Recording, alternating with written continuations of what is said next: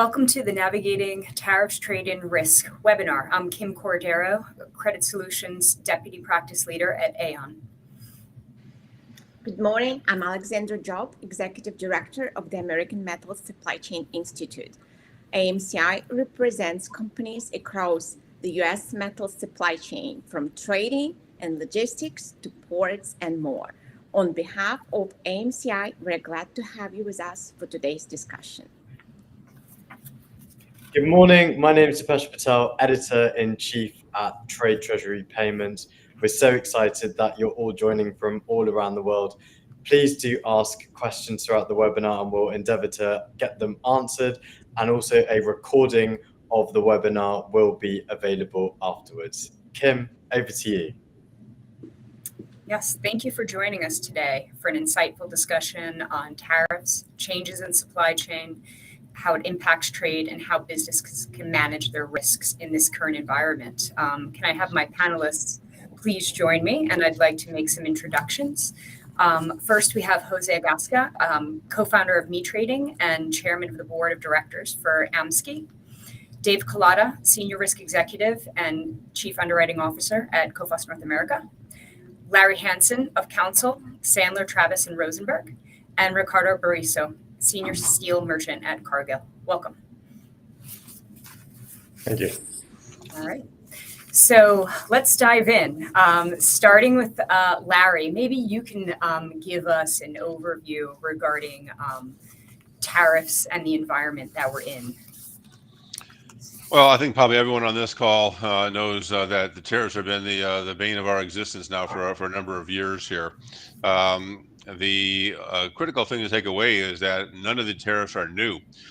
These legal provisions have been in the law for sometimes many decades here, but now they're being applied in a way that have never been applied before, or have been applied before, but never to the extent they have been. So, for example, this all began with the Section 301 tariffs. Originally, that was to fight intellectual property violations with China, but that has now expanded to, frankly, all things China.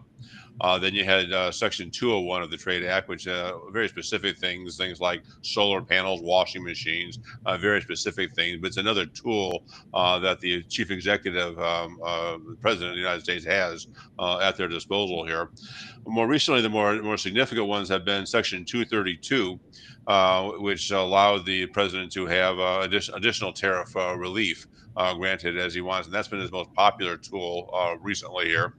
And in the last in the last year, since the new Trump administration, he's been using the International Economic Emergency Powers Act, or IEPA, as a basis for additional tariffs, as a weapon, if you will, for these things.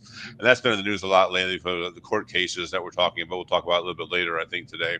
But that's what we have right now. It's an existing law for a period of time. The president has authority to do these things. The question is whether they have gone that authority to too great an extent is a question here. But that's where we're at right now. Existing law being applied in a way that has not really been applied before is where we're at right now. Thank you. Jose, over to you. Can you talk a little bit more broadly about the most significant challenges international traders face, given these market dynamics, not just tariffs, and how they affect your business? Sure, Kim. And thank you again to AON, AMSCI, and TTP for having us today. In addition of being the chairman, of having the honor of being the chairman of the American Metal Supply Chain Institute, I've been a trader for about 30 years. We have to say that we traders are normally used to adjust ourselves, our companies, our operations to the different changes and business environment on a global basis. However, since I would say that since 2018, that Section 232 was implemented and the first tariffs were part of our business, we have been seeing a more and more protectionist environment, not only in the United States, but also in Europe, of course, Latin America, and some parts of Asia. So in our case, we've been able to understand this at an early stage, and we have basically transformed our business model into a regional trader, not the traditional trader that would buy material and sell materials without any further value added, but a trader with the capability of adding services, adding value by processing steel, by offering consignment agreements to customers, extra terms, a special delivery requirements, etc. I think that we've seen this more and more being the only way that a trader can justify its role and can be part of a modern way of doing business in the steel industry. Thank you. Yeah, and diving deeper into that protectionism, Ricardo, from your vantage point at Cargill, can you give us some examples of what you're seeing around the world and how Cargill deals with this uncertainty? Of course. And thank you, Kim, for having us as well. We mentioned that the wave of protectionism that started for us, at least on the steel side of things, started in 2018 with the 232 going to the United States and now to Europe, and I would say to some parts of Asia as well. In the case of Europe, we are seeing different type of protectionist measure. It might be from the CBAM type of green is a CO2 carbon tax, and also on the by via of the safeguards, right? These have created also a large a big uncertainty in the market, and that's affecting our business, and it's hard to navigate through it, right? Cargill has the tools to be able to monitor and understand the dynamics of this. We have able to move our trading flows from different regions as well. But at the end of the day, this is having a big effect on the way that the steel is traded around the world. For example, a part of Europe, we're also seeing anti-dumping measures in Korea against Chinese steel. We're seeing India implementing anti-dumping measures and protectionist safeguards as well in against Vietnamese steel. So it looks like the world is closing the doors to trade, and globalization is having a bit of a hit at the moment. Yeah, thank you for that. Yeah, I think it's interesting to see the various different reactive changes that are happening, to continue to navigate this. And I know that some of what the tariff produces is, additional cost, right? So it changes competitiveness on the landscape, and also potentially it changes the profitability of companies and their solvency. So just want to dive in with David a little on that. What kind of related impacts are you seeing that being at COFAS and providing that type of risk transfer protection, what that looks like and how that shows up to your business with companies that are engaging and using that product? Sure. Thanks, Kim, and a big thank you to the sponsors. It's a pleasure to be part of today's discussion. At COFAS, I think we're taking a particularly strong look and closely monitoring very specific sectors and the overall impact from what we're seeing from this protectionism, as well as the ever-evolving nature of the tariffs as they're rolled out. I think there's some nuances specifically in the steel sector with regards to the oversupply from China, and especially with the U.S. importing less steel as a result of the tariffs, the impact on Europe as the very historically low prices in Chinese steel flood different European markets. So you see a bit of a discrepancy between pricing on European hot rolled coil versus the U.S. product, and I think there's a number of sectors that are both that are benefiting and those that are really under pressure. Those under pressure, I would point to end markets related to construction and automotive. And those that I think we're seeing perhaps strong demand for is anything related to data center rollout and infrastructure related to data centers. So, what our teams are doing is really trying to get a very solid understanding at the buyer level that we're looking at from a credit risk perspective for our customers, and trying to have a very nuanced view of what that end market looks like, who they're selling to, and what the overall impact is. Yeah, thank you. Interesting, right? The impact for various different aspects. Want to bring it back to you, Larry. I know that you follow very closely the developments in the Supreme Court, oral arguments around November 5th concerning the IEEP-based tariffs. Can you give some thoughts around that, the outcome and the impact that and the knock-on effects of these changes?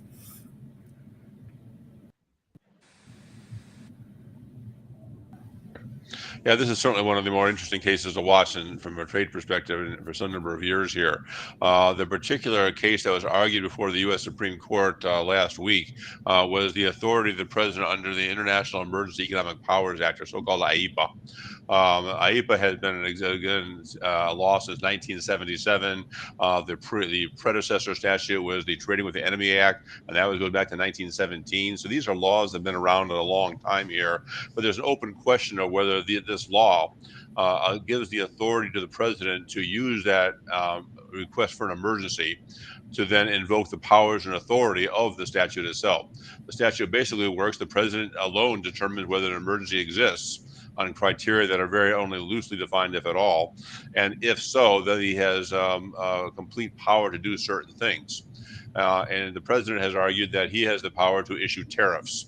That is a debatable point here about that, because the power of the purse belongs to the Congress here, and not the President of the United States. There is a significant disconnect between what the president says publicly and what his lawyers say in court. The president has said this is all about raising money. We raised hundreds of billions of dollars, all good for the United States, and it's being paid for by foreign countries. It's not being paid for by foreign countries, and the lawyers in court said it wasn't about revenue at all. It was just about administration of the economy. So there's a disconnect between what the president says. The big question is, there are really two questions here. One is, what will the decision be? And I would have bet a year ago that this is an absolute done deal. IEPA has never been used before like this ever. And it goes to very basic constitutional questions about the authority of the executive branch versus the authority of the legislative branch. So I would have said a year ago, this is a done deal here. Current makeup of the court, I'm not entirely confident that's going to happen here. There's actually a court case, goes back to the Nixon administration, where tariffs were used by Richard Nixon to stabilize the currency. And it was a 10% tariff for a very short period of time.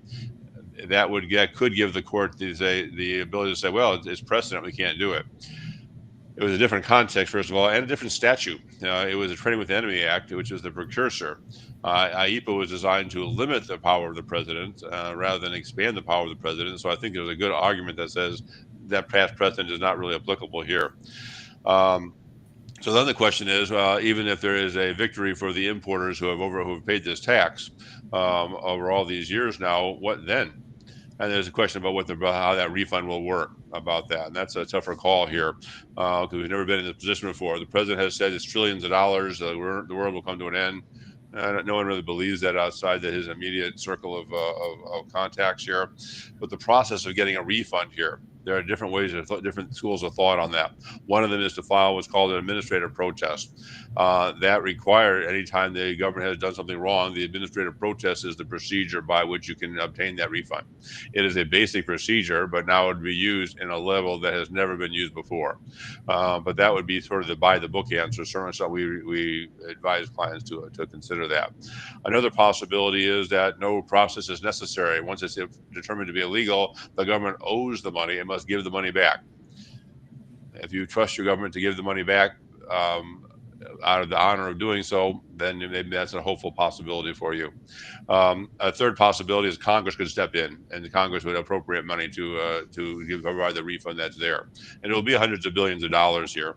And then, of course, there's also the angle of Customs and Border Protection. They're going to resist giving money back, and they'll start looking at things like, well, yeah, you were right on the law here, as the Supreme Court has said, but let's look at your classification, your valuation, your origin questions. There's other issues here that that will slow the payment back to people until they just give up. So it's a great case to watch. It'll be next year before we have a decision here on that. So it's not going to, well, most likely it'll be next year. The president does have the authority. I mean, the Supreme Court could do an expedited basis, but an expedited basis between now and Christmas That's a long shot here on a case that's important here. So we'll see what happens here. It's a case to watch for. It's very significant because it's a question of the very authority customers or the president had for these issues here. The final comment would simply be that the president has other weapons in his arsenal. There's the other statutes, 301, 201, 232, which he's used successfully in the past. There's a few other even more obscure ones, which the president is not adverse to using. So it does not mean the end of tariffs per se. It means the use of this particular statutory underpinning for tariffs is now being questioned by the court. So as any lawyer has to say, we'll see. So just a follow-on question for that related to the potential for refunds and frankly, the collection of the tariffs now, where is that money going? Is it being held? Is it being deployed or used elsewhere? Like, where does that sit? All that money goes to the general revenue. It's not that we have a bag of money for this and a bag of money for that. It all goes to the general revenue. It's general funds like anything else, like any other tax, any other duty that's there. We had ordinary duty before. All that goes into the general revenue fund. These are just another type of duty to go to the general revenue fund. Anti-dumping countervailing duties go to the general revenue fund. It's just all one big bunch of money goes to the general revenue. And so the president has said, and he's correct in this, it's been hundreds of billions of dollars. There's a disagreement as to who actually paid that. Only among those who don't know trade, because it's very clear the U.S. importer pays these taxes, period. It's one of the larger lies we have here. But so that's where the money goes. It's not sitting there waiting for a refund either. It's been spent on other things. So now to get that money back, it's really, it might have to be an allocation by Congress not to do that. Understood. Yeah. And then I think I'd like to throw it back to Jose and Ricardo, right? Because they're in the midst of managing their businesses through this. So I just want to see a little bit more of like maybe on a day-to-day or transaction by transaction basis, how is this showing up in your trades, right? Is it price difference and dynamics you're dealing with? It sounds like I know, Jose, you mentioned earlier that there's shifting in where you are making these transactions and shipping to and setting up shop to do that. But maybe Jose first, you can comment, and then Ricardo on the back of that, just more of like what that looks like on a day-to-day and what type of things you're being asked to do and you are doing yourselves to navigate through these rapid changes. Yeah. So, I mean, we need to differentiate product by product and sector by sector, niche by niche. Each product, each sector, each customer has different needs. And depending on that, you start complementing markets rather than just importing for the sake of continuing your business as you knew it before the tariffs. So after making this differentiation, then you realize that there are products that regardless the level of tariff, there is just not enough capability in the US to produce. Yeah. So customers still need these materials. And they are not being covered by the domestic mills, either because they cannot produce it or because it's not productive for them to produce in the US. Then once you identify those areas of opportunities, I mean, and you are right, and you are sure that you're complementing the market, then everything becomes natural. I mean, before the 50%, there were many cases where the 25% was still workable, and the mills, without entering into dumping, they were still competitive. Talking about mills in Brazil, in Mexico, in Asia, in Korea. Yeah. The problem comes when some traders start offering materials that are supplied and oversupplied in the market, and then they start disturbing the domestic production, the domestic levels, and there I think the domestic mills have a point to protect their market. In this sense, as I said previously, we identified that it was going to be more a problem of a long-term trend where globalization was not what we understood for the last 20 years, and we had to take a regional sourcing a strategy. We are basically our services right now are in those areas where we serve as a service center. We're in fact building a physical service center in this moment in the United States, and being able to offer the products that normally a mill cannot offer. In addition to that, obviously we are very observant of the risks that you and David pointed out earlier. So obviously we work with credit insurance. We are very proud to say that we have never used the credit insurance, but we need it because obviously we want to be conservative. And also we form alliances with other companies worldwide, trying to complement our services, our specialization, because we have become a specialized company in certain niches, in certain sectors, and we use also some advantages that other companies have internationally. So yeah, at the end of the day, we're trying just to offer the best service, the best product possible to the marketplace, and that's basically on a daily basis. Great, thank you.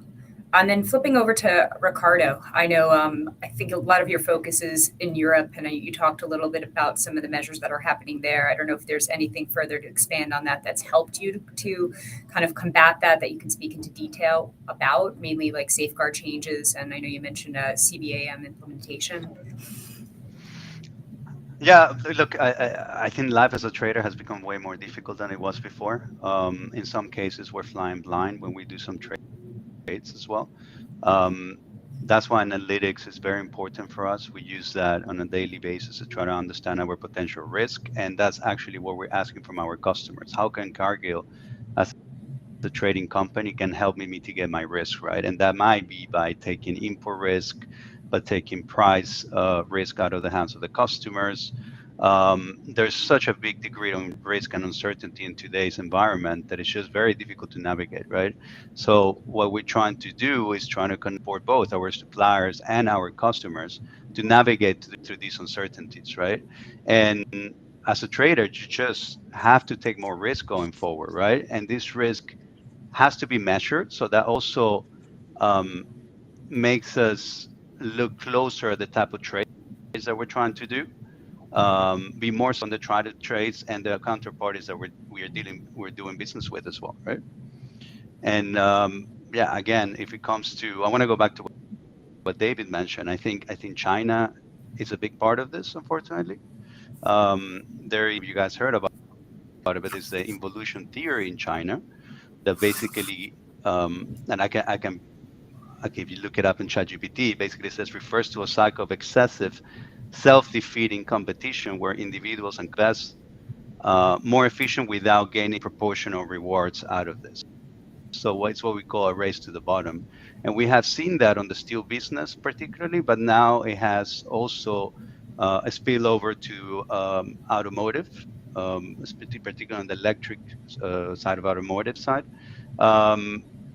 And this is affecting the industrial base of developing countries and developed countries in particular, right? Navigating doesn't surprise us that we are seeing countermeasures towards exports as well.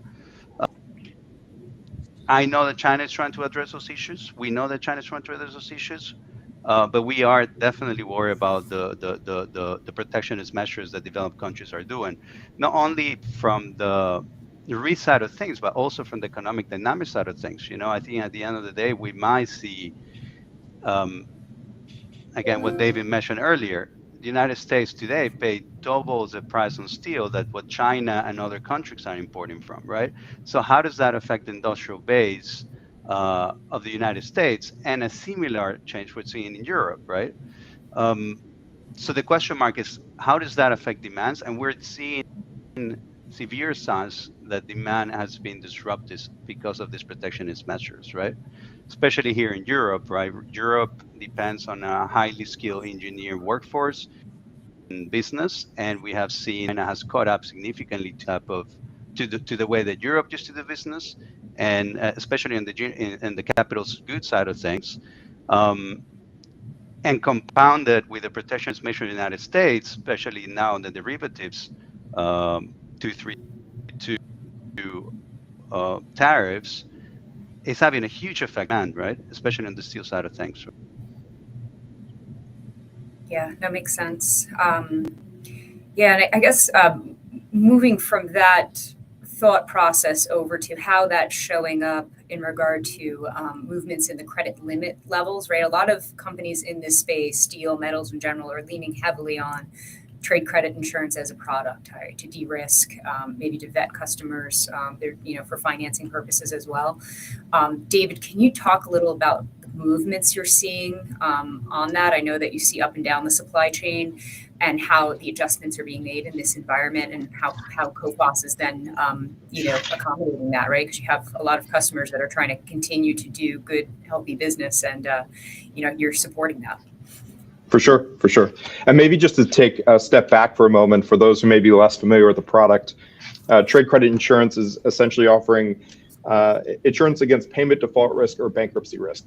So when we think about the risk that lies out there today, and Ricardo mentioned, the increased risk the traders are taking, and the key element of understanding the financial risk related to your counterparty, the product can add quite a bit of value, both on protecting against loss, but also the advice of the analyst who is diving into the inherent risk associated with not only one counterparty, but your entire portfolio. So, I think from our perspective, we are trying to have daily dialogue with our clients and really understand where the credit limit needs lie at this moment. I think what we're seeing, though, is a trend that, because of the amount of uncertainty, there's a certain reluctance to release that capacity, and we're having discussions about right sizing and putting in place appropriate buffers, but ultimately, really trying to understand the trade flow. I think clients really want to take advantage of spot opportunities and market opportunities, and Jose mentioned some of those opportunities that exist based on either an inability to produce domestically or a need for additional capacity. So it's really trying to understand where those needs are when they arise, and really supporting our customer through that experience. But it really comes down to continual dialogue and as much understanding the nuances as much as possible. Yeah, we're seeing a lot of requests from this space in regard to not just the buyer, insolvency protection. Sometimes also, there's competition on, supply at a certain advantageous price. So sometimes we'll put protection around that for trade credit on both, a pre-delivery loss basis via insolvency, and also movement in that price can be incorporated. So there's many different ways that we can tackle that, and I know Coface is one of the great supporters of that. Taking us back to Larry, just because there was a train of thought that I thought was really interesting that I wanted you to expand on, and again, heavily around tariffs, because frankly, they're not going away anytime soon. But Larry, can you talk about tariff evasion versus tariff avoidance? What's the difference? What can we expect regarding, collection enforcement? Just because I think it's important for people practicing in this space to know, where the landmines could be in this as they're trying to navigate. Yeah, this definitely follows out of David's comments here. The reaction of people in the market. What do? Do they curtail trade? Do they limit trade? Do they find creative ways of doing this? And that inevitably leads to discussions that we would have with clients about how to do this. There's two choices. There's a good way and a bad way, and we're seeing both, unfortunately. The evasion and avoidance is not a concept just related to trade. It's a case that's been concept that's been used in case law for tax litigation. It is okay to try to avoid taxes if you do so in a legal manner, and it is illegal to evade taxes. So evasion being the wrong way of doing things. So, and we're seeing a great deal of evasion, and we're seeing a great deal of scrutiny of transactions with the assumption that there's been evasion. The core of all evasion in trade basically begins with just lying about something. If you are concerned about the tariffs coming out for product coming out of China, lie about the origin. And we get case after case like this where they change some of they either just move the product from China to Vietnam, export it from Vietnam, call it Vietnamese, and just flat out lie about the origin. Well, that's pretty easy to get caught, frankly, on that type of thing. But that's an example of that. You lie about the origin to try to avoid the Chinese or country-specific tariffs. You can also lie about the classification. Much of the time, the prohibitive tariffs are based on a classification. So if you change the classification of the goods to one that is more favorable, you will avoid those tariffs. Again, something pretty easily caught by the government here. And last of all is just lying about the value. You simply have a declared value on which duty assessments are made, and then later on you make an adjustment to that effectively underestimates the value on which duty had been assessed. So that's the core of evasion, and we see it all the time. It's just amazing that people try to do these things. There's nothing new here. People have been trying to evade duties forever. Now with the significant amount of duties at stake, they're trying the same old methods for evasion, which have been Customs knows about these things, and they crack down on these things, and so that's a fair amount of our practice is people are doing it wrong, and it's very serious. I mean, increasingly there's been threats of jail time for this type of thing, not just an additional bill for the duty. So that's all the negative side. On the positive side, there are good planning things you can do to limit your duty and to reduce your risk here. For example, looking at your supply chain, organizing your supply in such a way that you can take advantage of existing law. An example of that would be the first sale rule. When you were trying to evaluate the value of the steel, for example, in a plant that you're bringing in here, you have steel duties, but you can base that steel on the value of the steel when used in production, say in Austria, a much lower price here. The first sale of the steel is what the duty will be based upon. The logistics and paperwork behind that are not insignificant, and so customs will crack down on that as well here.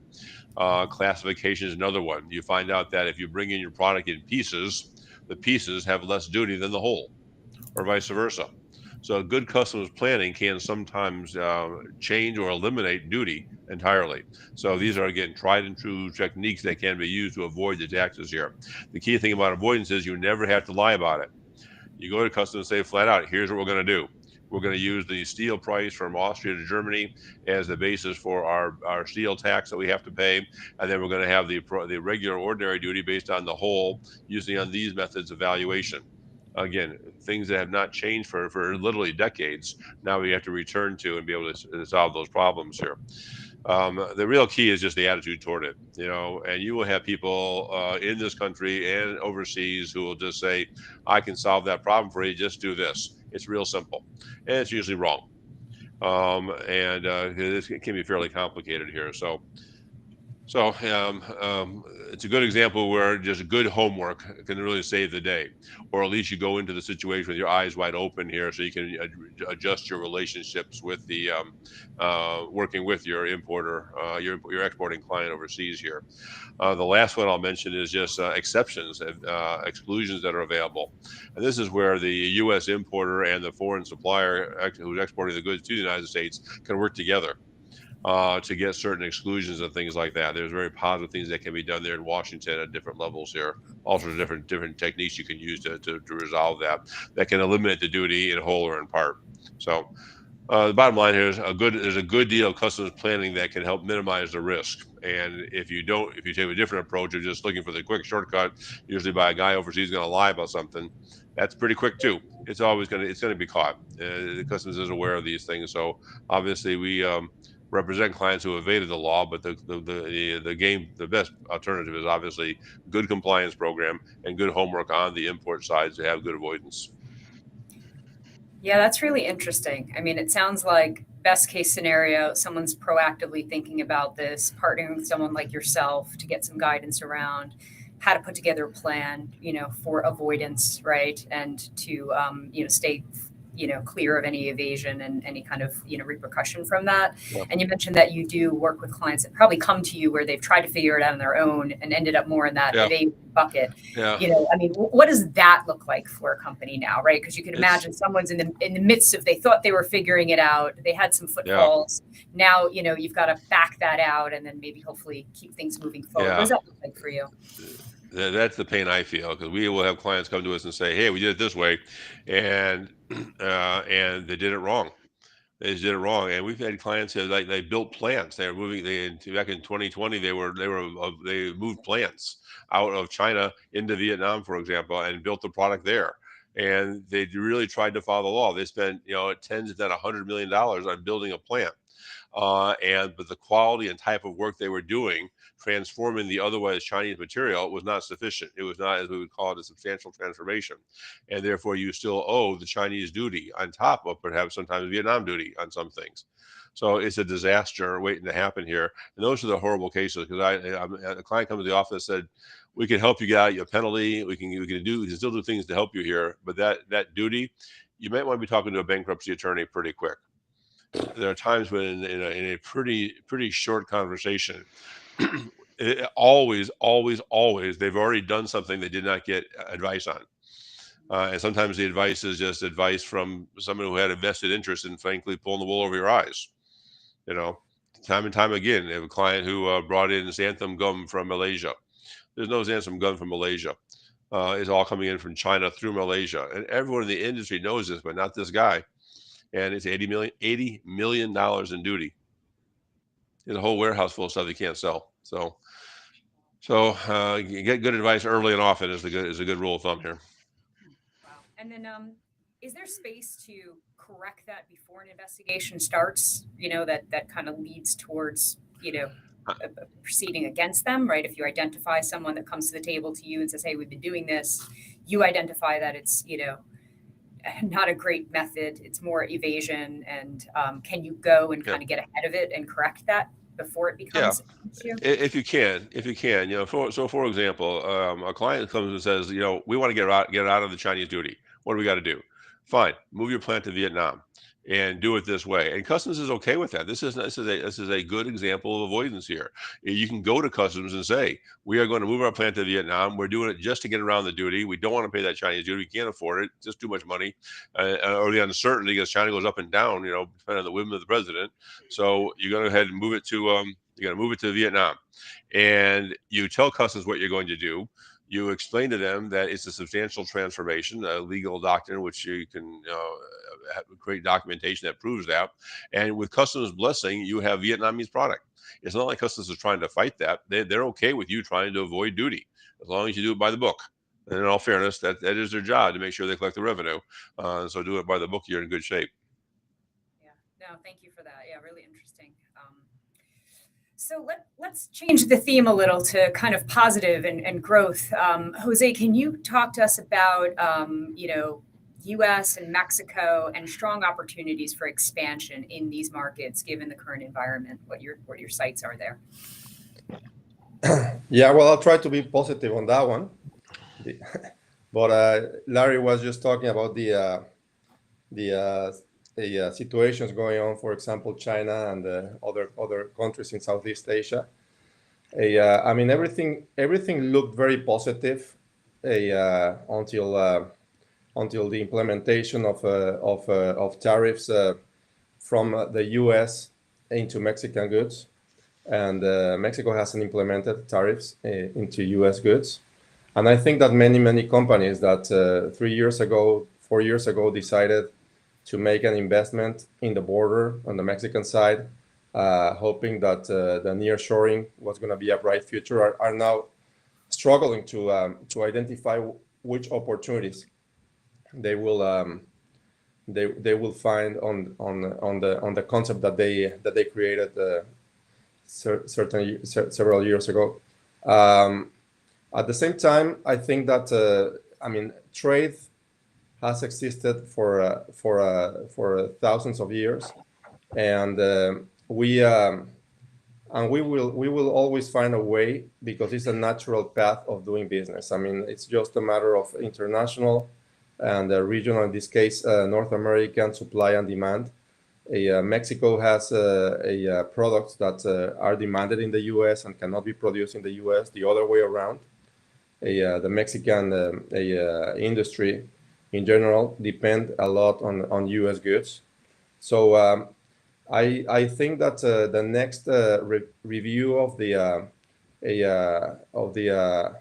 U.S. MCA is going to be very, very important for this purpose. At the end of the day, we will see that those companies that invested in plants in Mexico because they could not afford to have the plants in the U.S., as long as they do it on fair trade basis, I mean they have to prevail. We see it also at AMSCI, Kim, where we're getting more and more interest by not only by our traditional members being producing meals, traders, and logistic companies, but also end users, processors, and people also in Mexico asking about the institute and trying to become a member because there is a lack of information, there is a lack of networking of people, of opinions of what's going to happen. So I want to say that this is the right time to join organizations like ours, right? Where we have really a vast and diversified network of members who can give an opinion and who can also express their needs to of having a one or the other operation in the U.S. or outside the U.S. to maximize their possibilities in their market. Yeah, I think that's smart, right? I mean, information is key, and I mean, even so far today, in the short time we've been talking, there's many different aspects of this. I'm sure that everybody, even here on the webinar panel, are thinking about beyond just our audience. So again, on the theme of positive, right? So Ricardo, tell us a bit about the change in dynamics and how Cargill's getting ahead of mitigating price risk and working with both suppliers and customers in order to kind of find wins in this environment. Yes, indeed. I mean, the certainty in the market brings customers to us, right? You want to make sure that you have a counterparty you can trust with. You want to make sure that the counterparty is prepared to take the risk on your behalf. There's a lot of counterparties that take the risk, and then at the end of the day, they look to you and want to share the risk with you. That's not the way we operate. We make sure the advice from the trade lawyers, for example, we have advice of the local our local customers as well to try to nuances of the new dynamics, right? So there is opportunities, of course. Able to capitalize a little bit more on our trades, right? Given the amount of risk that we're taking as well. And a company like Cargill has advantage of quite a broad reach across not only to specific countries, but we can switch trades, right? And we can help our customers the supply chain without having to affect significantly in their business, right? So that's how we try to support our customers, and this is, we're trying to navigate these uncertainties along with them, right? And try to mitigate those uncertainties for them, right? Which is today the biggest issue in the market, right? You don't know, the rules are not clear, right? Be in the United States, be in Europe, and now it's starting to be unclear in Germany. In the case of Europe, for example, there had been an announcement of a reduction on the safeguards, which could potentially reduce imports of steel by 50% during next year. But we don't know when that's going to be implemented. We don't know how that looks like. We don't know what the new quotas are like. And on top of this, we have the CBAM, right? The CBAM, as I mentioned earlier, is a tax on CO2 emissions for importers, which is going to be implemented as of the 1st of January. We are mid-November. We don't have absolutely any idea how that's going to look like, right? So as a mid-sized and small manufacturer, you can't afford to take the wrong step forward, right? Because it's going to cost you. It's going to cost you significantly, and companies don't have the financial strength to navigate through this by themselves, right?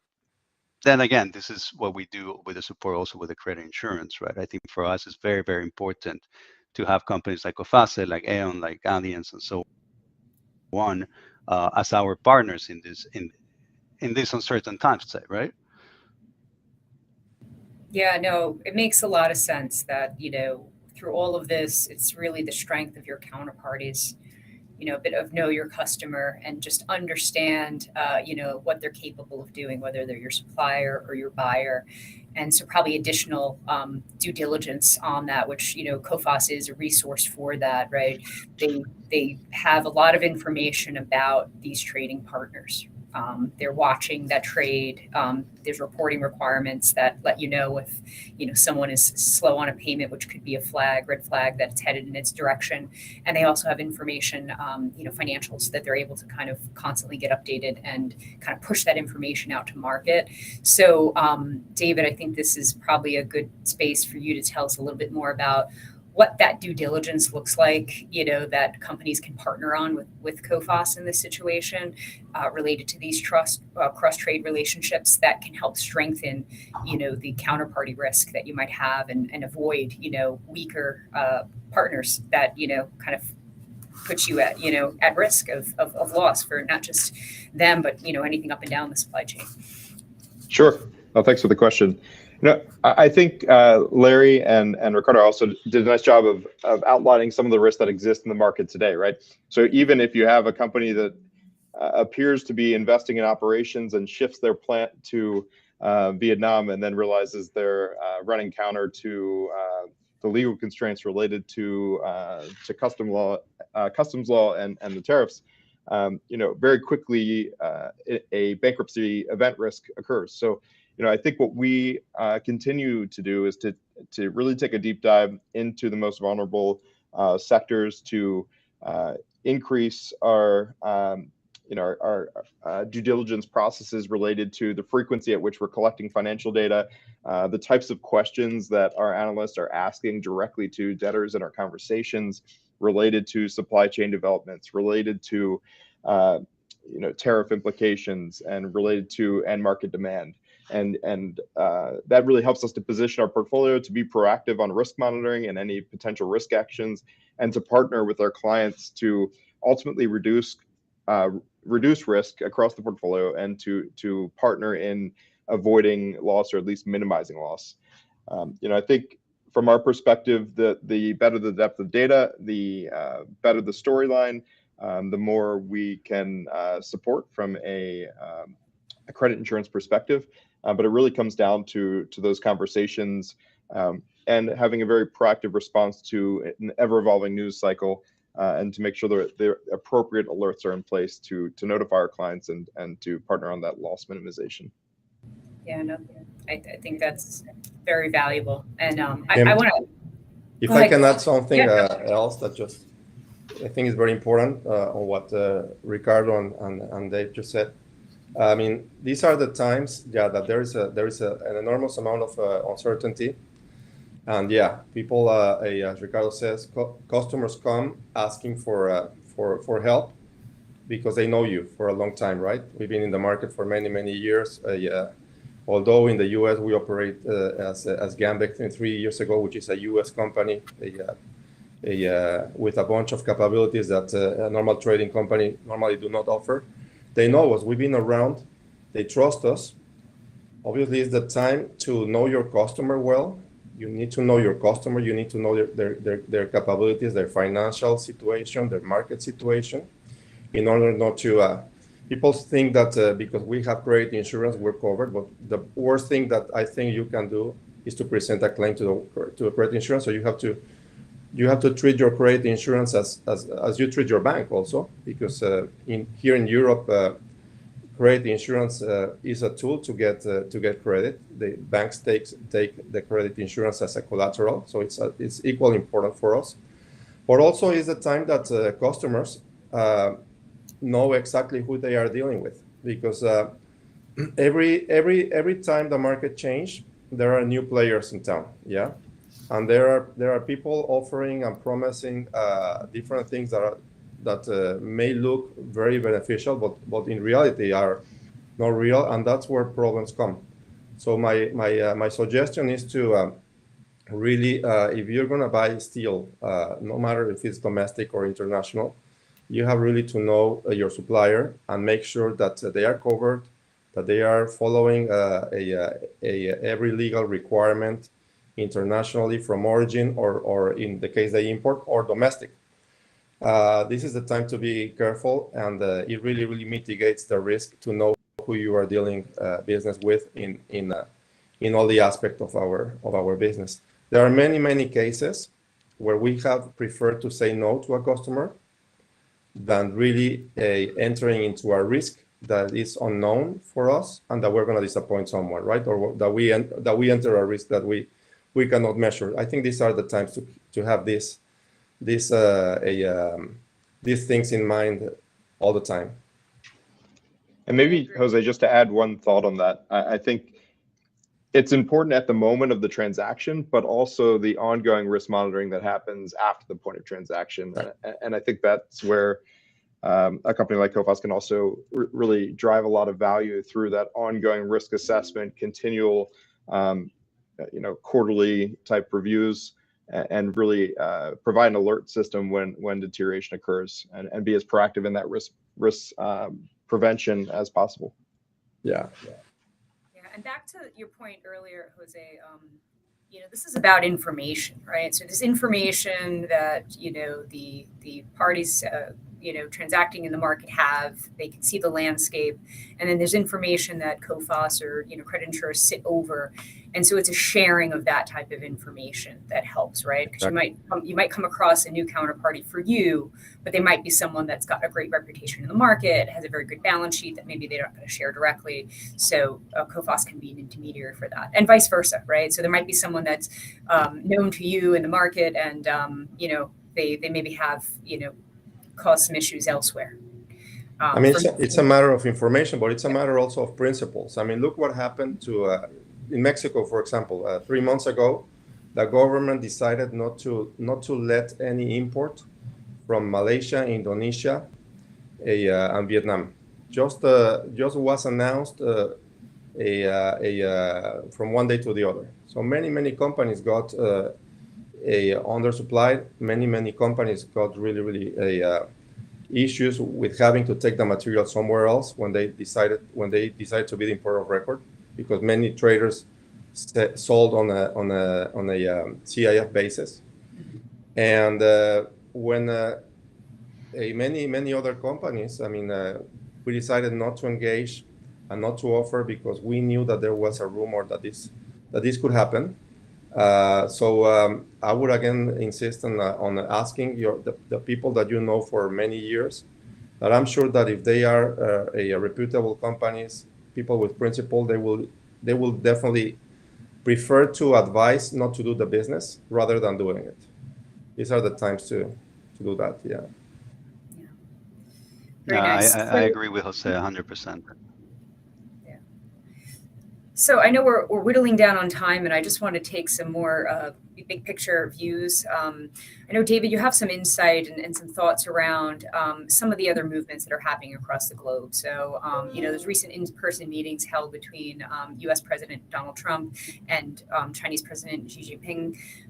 What can you tell us about, the near-term impact, and then, what's next for relations between U.S. and China? Sure. Yeah, I heard an interesting comparison of the meeting to perhaps a boxing match that went on multiple rounds without an actual knockout. And I think that ultimately the outcome of that meeting is that you avoided the threat of 100% tariffs against China for at least the immediate term. And it's kind of viewed as a fragile trade truce at the moment that provides a resolution to the most immediate issues facing both countries. I think from a Trump administration perspective, he was really working to halt the flow of the precursors to make fentanyl in the U.S. Also, some specifics around eliminating export controls on rare earth elements, and the retaliation against the U.S. semiconductor industry as well. And also trying to open markets for agricultural products that were subject to very heavy retaliatory tariffs, particularly soybeans and other ag products that, I think they left the meeting feeling like, okay, the immediate issues have been at least, the initial fears perhaps have been reduced, but, I think it's a long road ahead. And I think it's ever evolving, and certainly, certainly we're very focused on the relationship as we go forward. And I think this is just one more step in the journey here. But I think from where we started the year to where we are now, there's more certainty in the immediate term, and perhaps a bit more comfort following that meeting than maybe a few months back. Yeah, no, thank you for that. So I know we're whittling down on time now, so just want to throw out some final kind of questions and leave room for final thoughts from everybody. Maybe we start off, Larry. Can you tell us a bit more back to Trump tariffs and law of international trade? What do you expect that we're going to see for multilateral cooperation and lessons from history around this? And what it looks like going forward. Are they going to stay in place for the long term? What are your predictions? Well, two different levels to look at this, and Dave had put it very well here. We will have a meeting in China. Things are good for now. The president could have a different mood tomorrow on things. Different things happen. We're very volatile. And it's very hard to plan multiple years in advance supply chain ideas and concepts when you have that kind of volatility here. The other way to look at this is just from the legal perspective, law, and it's a disaster there as well, I'm afraid. We have not learned our history here. In 2016, when we first had the Trump administration, he was proposing some of these things. I wrote an article about where we were going back to 1948. We have made mistakes in the past where trade imbalances, trade issues, trade conflicts have led to our most significant wars. And so to resolve that, we got together in 1948 and had a general agreement on tariffs and trade, the GATT. The idea was that we should all sit in a room together and have agreement on how we're going to handle our economic affairs between us, a framework of rules. It does not say what China will do, what Belgium will do.